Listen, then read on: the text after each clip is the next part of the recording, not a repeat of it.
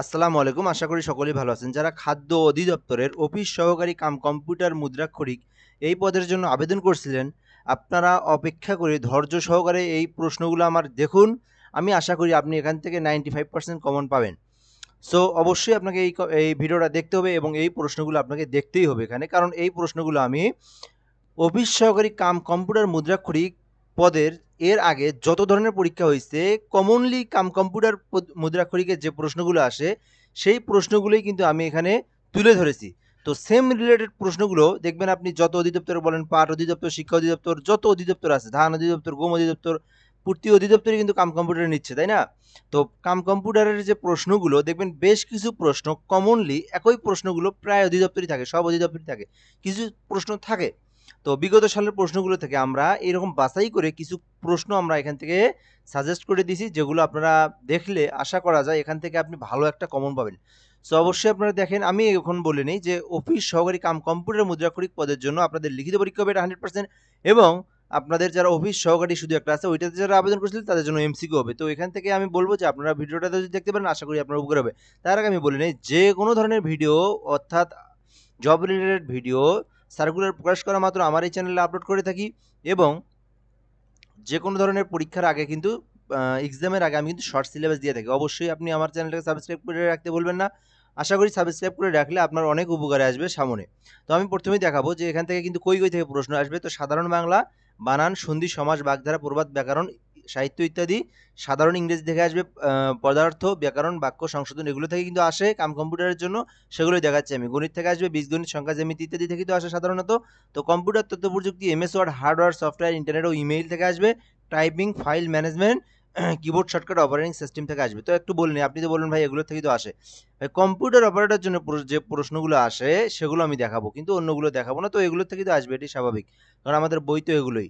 তো আমরা প্রথমে দেখবো সাধারণ বাংলা। তো এখান থেকে আমরা যে বিষয়গুলো দেখব, তো প্রথমে আছে যে নিচের বাক্যটি সঠিক বানান লেখো, বিশ্লেষণ করো, শিক্ষা জাতির মূল ভিত্তি, এটা পড়বেন। নিচের বাক্য ভুল বানানগুলো চিহ্নিত করে অভিনয়ের মাধ্যমে নায়ক চিত্রটি ফুটিয়ে তুলেছে, এটা কিন্তু আপনি কি করো, সংশোধন করো। নিচের বাক্য ভুল বানানগুলো আপনি এখান থেকে অভিনয়ের মাধ্যমে নায়ক ফুটে উঠেছে, এই যে এখান থেকে নিয়ে এখানের মধ্যে যে ভুলগুলো আছে এগুলো আপনাকে সংশোধন করতে হবে, এটাই বলে দেওয়া আছে। তো আপনি এখান থেকে বিষয়টা আপনি গুগলে সার্চ করেও আপনি এই সঠিকটা দেখে নিতে পারেন, ঠিক আছে? তো এরপর আমরা দেখবো যে 3টি ভুল বানান দিয়ে বাক্য তৈরি করো এবং শুদ্ধ বানান দাও। তো এখান থেকে আপনি হলো এটা আসলে আপনি কই থেকে আসবে, কিভাবে দিবে, এটা বলাটা একদমই ইম্পসিবল।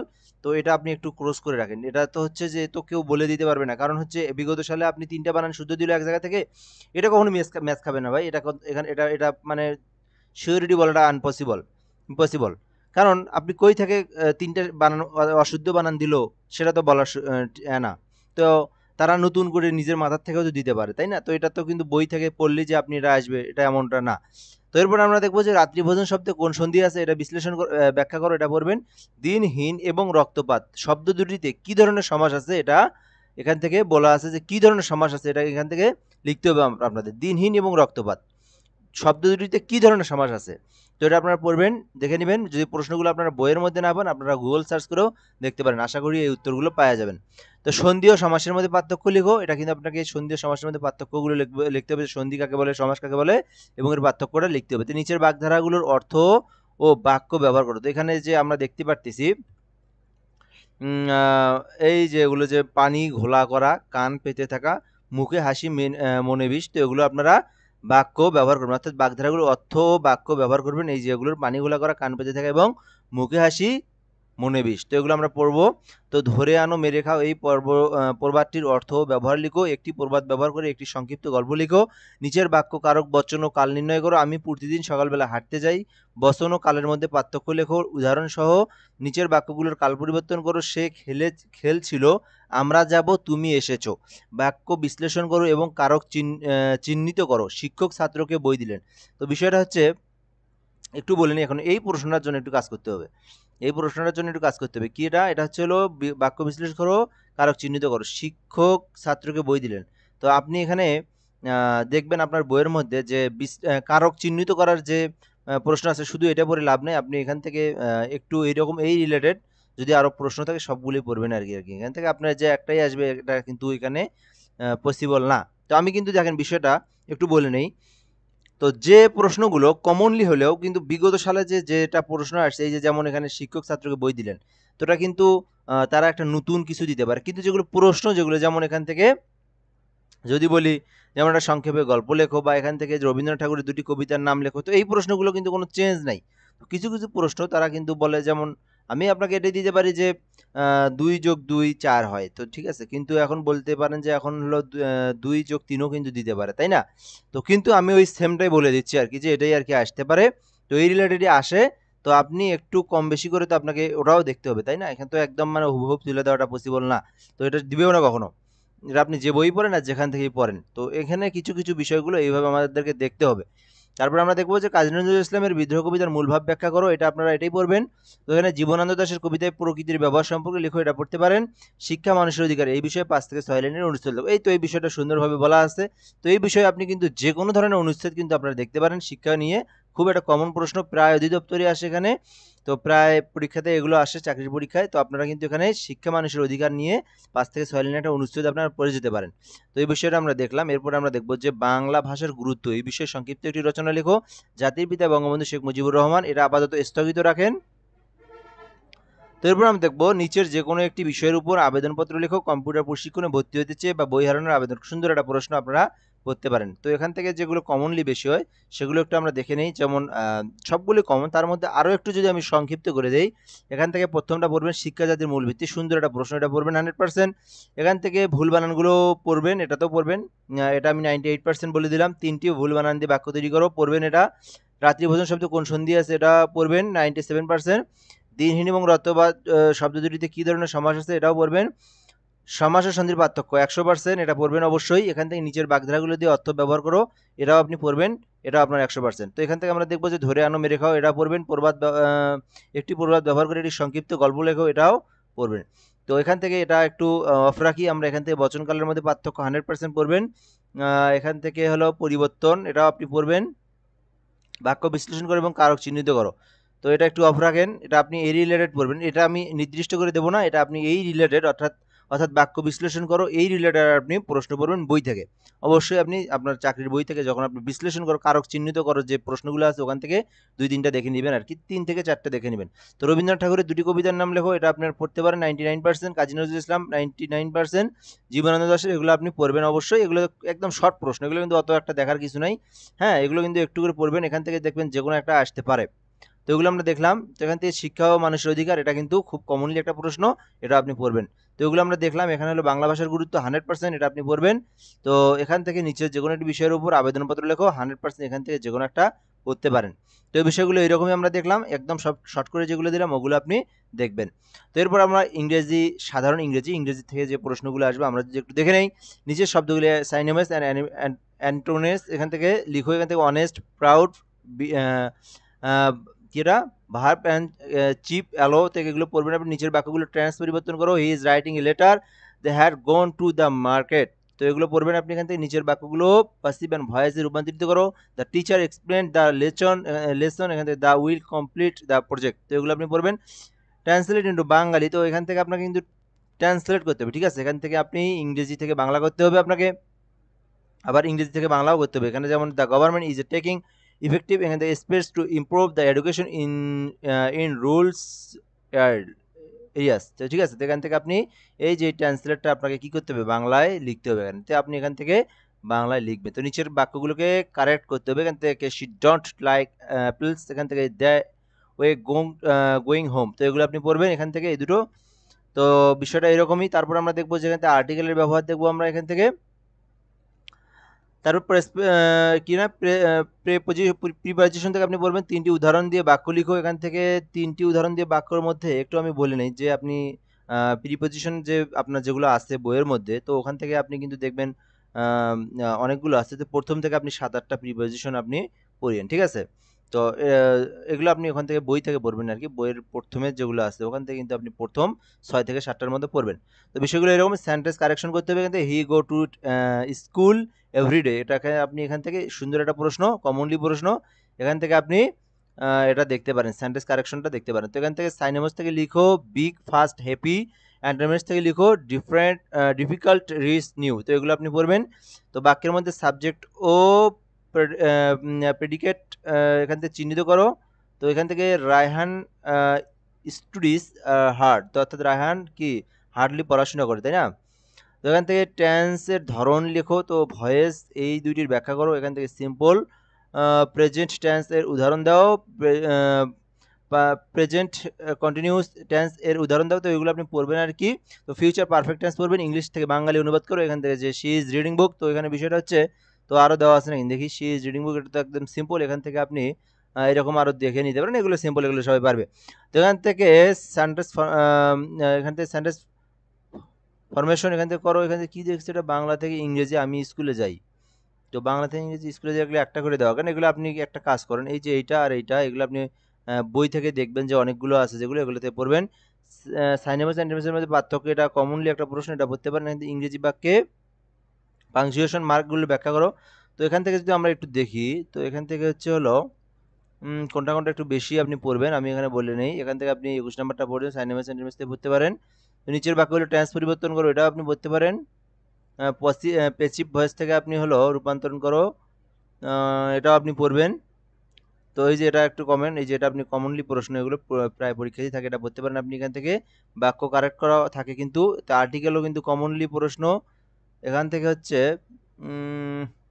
সবই কমন। তো এই যে এটা, এই দুটো পড়ার দরকার নেই। এখান থেকে বাক্যের মধ্যে সাবজেক্ট এবং প্রেডিকেট চিহ্নিত করো, রায়হান স্টুডেন্ট হার্ট, তো এটা আপনি আপাতত অফ রাখেন।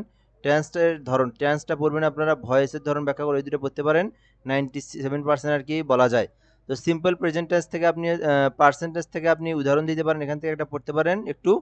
তো জাস্ট ধারণা নিয়েন এগুলোর থেকে, আপনি এগুলোর থেকে একটু ধারণা নিয়েন। তো এই এখান থেকে বাংলা থেকে ইংলিশ এগুলো তো আসেই। তো এখান থেকে বাংলা থেকে ইংলিশ এই যে একটু পড়বেন আপনারা, বই থেকে দেখবেন যে বইয়ের মধ্যে জবের যদি বই থাকে আপনাদের, তো দেখবেন অর্থাৎ হলো বাংলা থেকে ইংলিশ, ইংলিশ থেকে বাংলা, এগুলো আপনি প্রথম যে 5 থেকে 6টা বা 6 থেকে 7টা পড়বেন। তো জানেনই একটু চাকরির পরীক্ষা একটু প্রশ্ন কিন্তু একটু বিভিন্ন জায়গা থেকে আসে। তো আমি কিন্তু এগুলো বিগত সালের প্রশ্নগুলো থেকে আমি কিন্তু নিয়ে আসছি, যেগুলো সেম প্রশ্ন, যেগুলো একই রিলেটেড প্রশ্ন বিভিন্ন অধিদপ্তরে আসছে, সেখান থেকে কিন্তু আমি বাছাই করে নিয়ে আসছি। তাহলে আমরা গণিত দেখবো, 3টি সংখ্যার গড় 60, প্রথম দুটি সংখ্যা যথাক্রমে 50 এবং 60 হলে তৃতীয় সংখ্যাটি কত। তো এগুলো দেখবেন, একটি পণ্যের মূল্য 800 টাকা এবং 10% ছাড় দিলে বিক্রয় মূল্য কত হবে।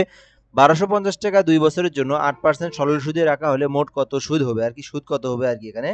অর্থাৎ 1250 টাকা যদি 2 বছরের জন্য রাখে, যদি 8% করে তাকে সুদ দেয়, তাহলে কত টাকা হবে সেটা বলা হয়েছে। এখানে একজন ব্যক্তি 60 কিলোমিটার পথ 4 ঘন্টা অতিক্রম করলে তার গাড়ি কত কিলোমিটার, তার গাড়ির গতি কত আর কি, এটা বোঝানো হয়েছে এখানে। 40-এর 25% কত।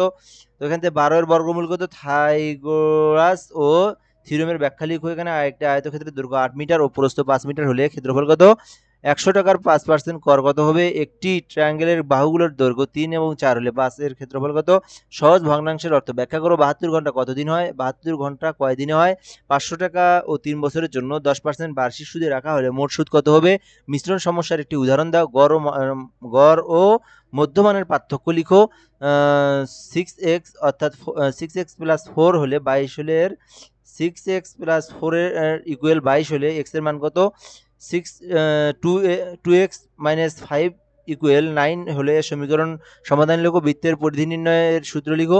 বৃত্তের ক্ষেত্রফল নির্ণয়ের সূত্র লিখো। একটি পাত্রে 30 লিটার পানি আছে, 10 লিটার পানি ঢেলে দিলে নতুন পানির পরিমাণ কত হবে। তো এখান থেকে আমরা অনেকগুলো প্রশ্ন আপনারা বলতে পারেন, এটা কি আমরা শর্ট সাজেশন হয় ভাই, এটা চাকরির পরীক্ষা, এটা কিন্তু কোনো স্কুলের স্টুডিও পরীক্ষা না। এখান থেকে আপনাকে যদি আপনি এগুলোর মধ্যে পড়েন, তো দেখবেন আপনি কমনলি প্রশ্ন পাবেন। তো একটু আমি যদি শর্ট করে দিই, একটু শর্টলি প্রশ্ন, যেগুলো কমনলি প্রশ্ন আপনি যেগুলো মনে হয় সেগুলোই পড়বেন। একটু যদি দেখি এখান থেকে, 3টি সংখ্যার গড় 60, 50 এইরকম, এটা আপনি পড়তে পারেন, অবশ্যই পড়বেন এটা। এখান থেকে আপনি একটু পণ্যের মূল্য 800 টাকা 10% ছাড় দিলে, এখন একটা বিষয় আমি বলি, তো একটি পণ্যের মূল্য 800 টাকা 10% ছাড় দিলে বিক্রয় মূল্য, আপনি এর আগে যত ধরনের বিশেষ করে যে আপনি আরও অন্য অন্য অধিদপ্তরের পরীক্ষাগুলো তো দেখবেন, তো এই প্রশ্নটা কিন্তু থাকে।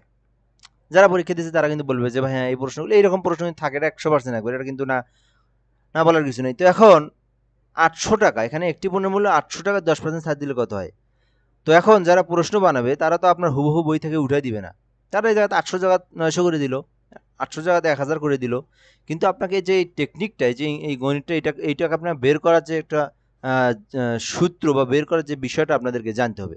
তো এই রকমই একটু চেঞ্জ হবে, যে এই জায়গাত এই প্রশ্নই থাকবে, কিন্তু এখানে প্রশ্নটা 800 জায়গাত 1000 হতে পারে। তো বিষয়টা কিন্তু এইরকমই। তো অবশ্যই এটা পড়বেন আপনি এখান থেকে, এটাও পড়বেন আপনি, তো এটাও পড়বেন। এগুলো কমনলি প্রশ্ন একদম, মানে বিগত বিভিন্ন সালের কম্পিউটার মুদ্রাক্ষরিক এই প্রশ্নগুলো আসছে। তো এখানে দেখবো আমরা 40%-এ 25% কত, 12 এর বর্গমূল কত, থাইগ্রসে। তো এই যে এটা পড়ার দরকার নাই, এখান থেকে আয়তক্ষেত্রের দৈর্ঘ্য 8 মিটার এবং প্রস্থ 5 মিটার হলে ক্ষেত্রফল কত, এটা পড়বেন। এই যে এটা এটা এটা একটু অপেক্ষায় রাখিয়েন। এই যে এটা পড়বেন 100 টাকার 5% কর কত হবে। তো একটি ট্রায়াঙ্গেলের বহুগুলোর দৈর্ঘ্য, এটা আপনি পড়বেন। সহজ ভগ্নাংশ এটাও আপনি আটকে রাখেন একটু, অর্থাৎ আপনি এটা হচ্ছে 96% আমি বলা যায় আর কি, সহজ ভগ্নাংশের ব্যাখ্যা করো। 72 ঘন্টা কয়দিনে হয়, এটাও আপনার হচ্ছে খুব একটা কমন না। তো 500 টাকা 3 বছরের জন্য 10%, এই যে এটা আপনি পড়বেন। তো বিশেষ করে দেখবেন আপনি মুদ্রাক্ষরিক অর্থাৎ কম্পিউটার মুদ্রাক্ষরিক, ভাই আপনার কিন্তু কম্পিউটার শুধু চালানোরই কাজ না, এখানে আপনার কিন্তু হিসাবটা আপনাকে শিখতে হবে। এজন্য কিন্তু দেখবেন যে একটু পার্সেন্টেজের অঙ্ক বেশি আসে এখানে, ঠিক আছে। তো বিষয়গুলো এইরকমই, পার্সেন্টেজ, সুদ, এই বিষয়গুলো কিন্তু একটু বেশি আসে। তো দেখবেন পার্সেন্টেজের অঙ্কগুলো একটু বেশি করে দেখার। তো এবার আমরা দেখব মিশ্রণ সমস্যার একটু উদাহরণ দাও, এটাকে একটু আপনি অপেক্ষায় রাখেন।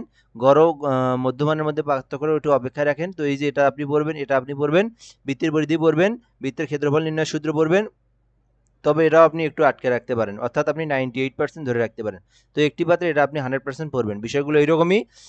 তো এখানে এমএস ওয়ার্ড এবং এমএস এক্সেল, অর্থাৎ এখানে আমরা দেখাবো কম্পিউটার ও তথ্য প্রযুক্তি, খুবই খুবই খুবই ইম্পর্টেন্ট। আপনি কিন্তু এগুলোতে যদি একটু কম করেন, কারণ এই কম্পিউটার ও তথ্য প্রযুক্তি এটা কিন্তু একদমই সহজ, একদমই সহজ। আপনারা যাদের একটু কম্পিউটারের সম্পর্কে কোর্স করেছিলেন 6 মাসে, তারাও কিন্তু এখানে সবগুলো প্রশ্ন আপনারা পাবেন। তো আপনার যদি এখানে একটু কম মার্কও আসে গণিত থেকে বা ইংরেজি থেকে, আপনি কিন্তু বাংলা আর এই যে এই কম্পিউটার ও তথ্য প্রযুক্তির যদি আপনি ফুল মার্কটা নিয়ে আসতে পারেন, কারণ বাংলা আর কম্পিউটার তথ্য প্রযুক্তি সহজ। আপনি যদি একটু পড়েন, একটু যদি আপনি মুখস্থ করেন, আপনি যদি এখানে ভালো মার্ক পান, ওখানে যদি একটু 2-1 কম মার্ক কমও পান, ওই গ্যাপটা কিন্তু আপনি এখান থেকে পূরণ করতে পারবেন। তো এখানে বিষয়টা দেখবো এমএস ওয়ার্ড এবং এমএস এক্সেলের মধ্যে 5টি পার্থক্য লেখো। তো যেমন আপনার এমএস ওয়ার্ডে কি কি হয়, যেটা আবার এমএস এক্সেলে হয় না, তো এমএস এক্সেলে কি হয়, এমএস ওয়ার্ডে হয় না। তো এই বিষয়গুলো আপনি এখান থেকে পার্থক্য লিখবেন। ইমেইল ব্যবহারে অফিসিয়াল কাজে কিভাবে সহায়ক করে, অবশ্যই আপনি যেমন ডকুমেন্ট বিভিন্ন পাঠানো যায়, তো এগুলো আপনি সুন্দরভাবে একটু খুলে মিলে লিখবেন বিস্তারিত। তো এখান থেকে আমরা দেখব নিচের কিবোর্ড শর্টকাট কাজে লাগো। তো এখান থেকে আপনার মাত্র হচ্ছে 5টা দেওয়া আছে, কিন্তু আপনি করবেন কি, এখান থেকে এ টু জেড, অর্থাৎ এ থেকে জেড পর্যন্ত বিভিন্ন আপনার কিওয়ার্ড আছে, যেমন কন্ট্রোল এ থাকতে পারে, এখানে সি আছে, ভি আছে, এস আছে। যেমন এখান থেকে আপনার কিন্তু আরও বেশি থাকতে পারে, যেমন কন্ট্রোল এতেও আপনি পড়ে নিলেন সবগুলো, সহজ তো। কন্ট্রোল এতে ওয়াল সিলেক্ট, তারপরে কন্ট্রোল বিতে বোল্ড, কন্ট্রোল সিতে কপি, তারপরে এখানে যেমন হচ্ছে পি নাই, কন্ট্রোল পিতে প্রিন্ট, তারপরে কন্ট্রোল হচ্ছে হলো ওতে হলো ওপেন, ডকুমেন্ট ওপেন। তো কন্ট্রোল ডাব্লিউতে হচ্ছে আপনার ক্লোজ। তো এগুলো আপনি পড়বেন। কন্ট্রোল আইটি ইতালিক, আরও বিভিন্ন কিছু থাকতে পারে, কন্ট্রোল ইউতে আন্ডারলাইন। হ্যাঁ, এগুলো আপনি দেখে নিন। তারপর কন্ট্রোল জেতে জাস্টিফাই মোড, কন্ট্রোল ইতে আপনার হচ্ছে সেন্টার মোড, এগুলো একটু পড়ে নিন। হ্যাঁ, আরও যেগুলো আছে আর কি, কন্ট্রোল এ থেকে জেড পর্যন্ত সবগুলোরই একটা করে শর্টকাট কমান আছে। তো হার্ডওয়্যার ও সফটওয়্যার কি, উদাহরণ সহ ব্যাখ্যা করো। খুবই খুবই ইম্পর্টেন্ট একটা প্রশ্ন। তো উইন্ডোজের অপারেটিং সিস্টেম বলতে, অর্থাৎ উইন্ডোজ অপারেটিং সিস্টেম সুবিধা লিখো। তো এখান থেকে আমরা বিষয়টা দেখব, বিজয় এবং অভ্র টাইপ লেআউটের মধ্যে পার্থক্য কি, বিজয় এবং অভ্র টাইপিং লেআউটের মধ্যে পার্থক্য কি। তো আপনারা এটা কিন্তু পড়বেন। তো ইন্টারনেট ব্যবহার কি, ইন্টারনেট ব্যবহার কি, খুবই একটা কমনলি একটা প্রশ্ন পড়বেন। ফাইল ম্যানেজমেন্ট কিভাবে ব্যবহার করতে হয়, অর্থাৎ ফাইল ম্যানেজমেন্ট কিভাবে করতে হয় তা লিখো।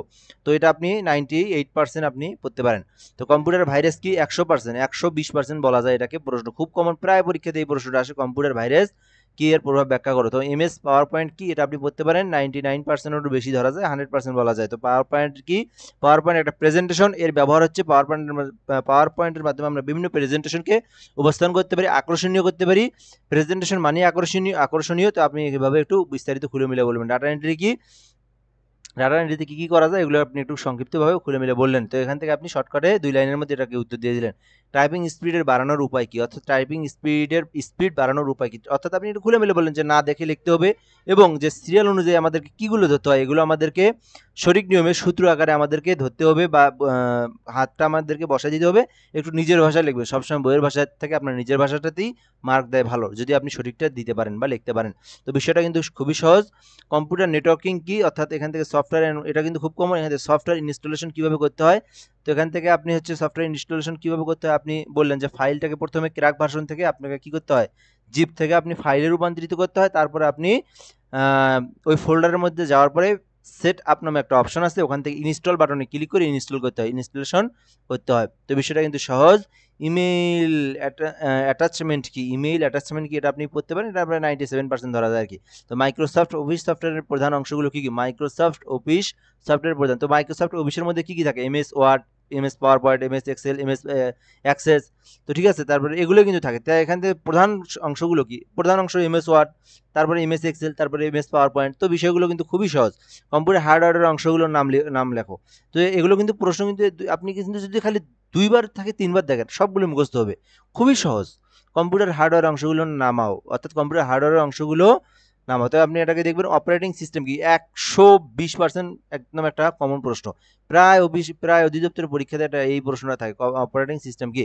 তো এখান থেকে কিবোর্ড শর্টকাট কেন গুরুত্বপূর্ণ? কারণ আমরা কাজের সময় দ্রুত গতিতে মাউসে ছাড়াই কাজ করতে পারি। একটু খুলে মিলে বললেন আর কি। আমরা শর্টকাট, কিবোর্ড শর্টকাটের কেন গুরুত্বপূর্ণ? কারণ আমাদেরকে বারবার মাউস ধরতে হয় না, আমরা সহজেই ওটাকে কি করতে পারি, কম্পিউটারে টাইপ করার সময় ওটাকে আমরা সহজেই পেস্ট করতে পারি, বা আমরা শর্টকাটে কাজগুলো করতে পারি। একটু খুলে মিলে বললেন আর কি। প্র্যাকটিক্যাল পরীক্ষায় টাইপের টেস্টের গুরুত্ব, টাইপের টেস্টের গুরুত্ব কি? তো প্র্যাকটিক্যাল পরীক্ষায় টাইপের টেস্টের গুরুত্ব কি, এটা আপনি একটু খুলে মিলে বললেন। তো গুরুত্ব খুবই অনেক। তো আমি একটু বলে নেই, কেউ যদি আপনারা চাকরি হয় নাই, বা কেউ যদি আপনারা ফ্রিল্যান্সিং কোর্স করতে চান, বা ডিজিটাল মার্কেটিং, গ্রাফিক্স ডিজাইন শিখতে চান, অথবা আপনি যদি আপনার পিসি থাকে, আপনি যদি ঘরে বসে থেকে যদি কম্পিউটার অফিস ওয়ার্ড অর্থাৎ এই যে 6 মাসের যে কোর্সটা, এটা যদি আপনারা করতে চান, আমার সঙ্গে কিন্তু যোগাযোগ করতে পারেন। আমি আমার মোবাইল নাম্বারটা ডিসক্রিপশনে দিয়ে রাখবো। 100% আপনারা অন্য অন্য কোর্স থেকে, আপনি বিভিন্ন জায়গায় যে কোর্সটা করেন তার থেকে আপনি 100 গুণ ভালো শিখতে পারবেন। কারণ আমি আছি কম্পিউটার অর্থাৎ হচ্ছে কম্পিউটার অপারেটিং নিয়ে কিন্তু আমি 2019 সাল থেকে কাজ করতেছি। অর্থাৎ কম্পিউটার অফিস অ্যাপ্লিকেশন আমি লেভেল 3 করছি। তারপরে ডিজিটাল মার্কেটিং সম্পর্কে আমি অনেকদিন থেকে কাজ করতেছি, এবং গ্রাফিক্স ডিজাইনার নিয়ে আমি অনেকদিন থেকে কাজ করতেছি। তো চাইলে, এবং পাশাপাশি আমি আমার ইউটিউব চ্যানেলে এই ভিডিওগুলো আপলোড করে থাকি আপনাদের সুবিধার জন্য। তো এই বিষয়টা এরকমই, যদি কেউ শিখতে চান, এটা একটা আমি আউটসোর্সিং বা আলাদা একটা মার্কেটিংভাবে আমি বলে নিলাম। তো আপনারা কিন্তু চাইলে যদি শিখতে চান, তাহলে কিন্তু আপনি ঘরে বসে থেকেও আপনি একটা ভালো আর্ন করতে পারবেন। আপনি জবের পাশাপাশি এটাতে একটু গুরুত্ব দিতে পারেন। সো এ পর্যন্ত ভিডিওটা কেমন লাগলো, ভিডিওটা অবশ্যই কমেন্টে জানাবেন, এবং সাবস্ক্রাইব করে রাখবেন। এরপর যে কোনো ধরনের ভিডিও যদি আসে, অর্থাৎ যে কোনো ধরনের সার্কুলারের যদি বিষয় লাগে, অর্থাৎ সার্কুলারের শর্ট সিলেবাসগুলো লাগে, আমি কিন্তু দিয়ে দেওয়ার চেষ্টা করি, এবং কমেন্টে জানাবেন। এরপর আপনারা কোন পদে আবেদন করছেন, সেই পদের জন্য আমি পিডিএফ তৈরি করার চেষ্টা করব সময় পাইলে। সো ধন্যবাদ, ভালো থাকবেন। আশা করি আপনি এই প্রশ্নগুলো পড়লে আপনি অবশ্যই কমন পাবেন। সো ধন্যবাদ, আসসালামু আলাইকুম।